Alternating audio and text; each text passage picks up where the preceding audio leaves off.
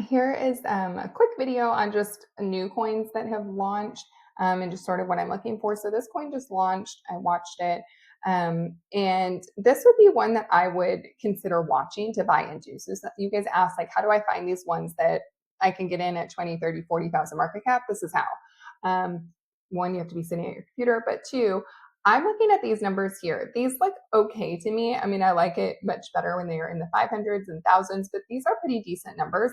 And actually, if I'm not early, if I'm not here actually, this is still pretty early, but if I'm not in this early part, right after a bonds, I personally tend to just watch it for a minute. Like this just bonded, even though it's been 32 minutes since the coin was made, it just moved off the bonding curve over here. Basically, that means it graduated off pump fund, is what that means.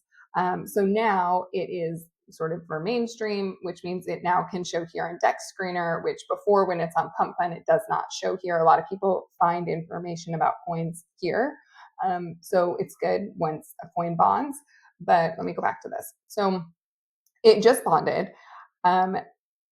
Two things. Either one, I'm going to watch it for a second because I want to see if it's going to drop before I buy in. Sometimes when coins bond right away, they go up a little bit and then they start to come back down. I'll tend to wait for that dip if I can't get in fast enough.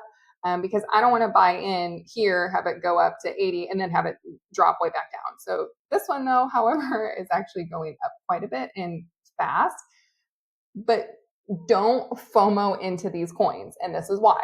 When you see it going up like this, you're like, oh, I've got to get in. And if you would have FOMO'd in, like when it was going up, you would have bought here at 120 and missed this dip that's going to happen. So let me zoom out a little bit to like a 1 second view. There, it's easier to see these dips. Now, one thing about buying these kind of coins, look at how fast this is moving. You have to adjust your slippage. Otherwise, the order is not going to go through because it's moving so fast.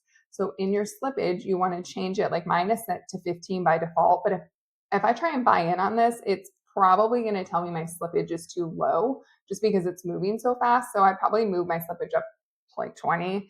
Maybe if I really wanted to buy in on the coin, you can leave it at 15. The other thing you can do is update your buy bribe. I don't usually change my priority fee. They tell you you should look at these, the priority fee here, and then the Jito bribe. I actually find the Jito bribe gets me a better return than actually changing my priority fee. So I just leave the priority fee at this, and then I might up my Jito bribe a little bit and reduce my slippage. So here's exactly my example I was giving you is that even though it was looked like it was going up into the hundreds, actually it was in the hundreds, 120, 130, and you're like, oh my God, I gotta get in this coin. I told you it's going to have a retraction and a pullback. So you got to just wait. Just waiting those, I don't even know how long this video is, 2 minutes, really put you at almost a 50% better position. Because if you would have bought in here, you would have been up here at like 130,000. But you have the opportunity now to buy in at 70,000. Well, it's a lot easier to make money when you're in here lower, right? If you bought in 70, 80, whatever thousand. Now you just need it to go up, whatever, to 100. In my case, I want a minimum of 100% profit. So now you need it to go up to like 160,000. But if you bought in here, now you need it to 130. You need it to go all the way to 260,000 profit or 260,000 market cap to make the same 100% profit. So that's how you have to look at it. Wherever you buy in, if you're looking for, like I said, 100% profit, you just need to consider that from your market entry. And the other thing you can do too is set these limit orders. Like let's say you were watching it here and you're like, hey, I want to wait for a pullback on it, but I don't want to sit here and like you have to do market order buy. Set a limit order. What you do is you can do it this way and say, hey, so I'll set one as an example for you guys. So right now it's here and I'm like, I don't want to buy in the hundreds. I want to wait till it pulls back to whatever, 84,000. Once it pulls back to 84,000, I want to buy in at whatever, 1 SOL, 2 SOL, half a SOL, whatever it is that you want. And then you just hit, I'll just do this one, buy. And you can see it puts your little buy right here. So as soon as it dips below this, the Bullx is going to buy it automatically for me. However, Let me show you where my order is. If I want to cancel that, my order is here under the orders tab. You can see it's active. If I want to cancel it, I just hit delete and it will show as canceled.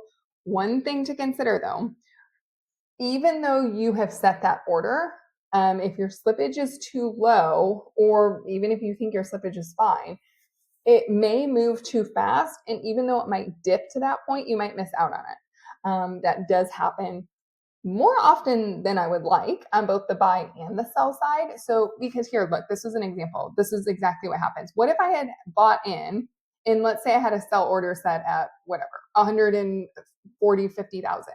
Well, if I would have done that, even though it hit that number, my sell order would not have gone through because of how fast it moved. Thankfully, it's moving back up. But look, just in the amount of time I've been here telling you guys this video, if I would have bought in for the sake of the video, or if you would have taken my advice and not cheated in and aped in here, waited till it dipped down here to 70, I would have already gotten you 100% profit because it's essentially already hit this 140,000 point. So you could have in just 3 minutes time made 100% profit on following this advice.